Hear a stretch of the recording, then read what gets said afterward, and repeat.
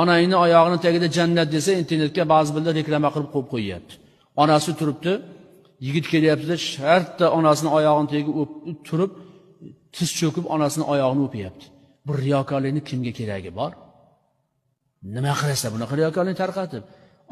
Onangni oyog'ini o'psang, hech kim ko'rsatmasdan o'paver. Onangni oyog'ini o'pasanda gapiriga kirmaysan, xizmatini qilmaysan.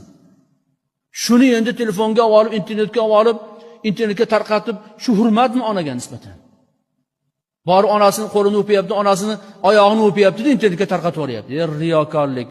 Alloh insof bersin o'shalarga. Biz bunaqa narsaga targ'ib qilmaymiz. Onangni oyog'ini o'pgin degani, hurmatini qilgin degani. Itoat etgin, bo'ysungin, duosini olgin degani. To'g'ridan to'g'ri borib sajda qilib oyog'ini tagiga ta'zim qilib oyog'ini o'pgin degani emas bu. Hurmat ma'nosida aytilgan gap bu.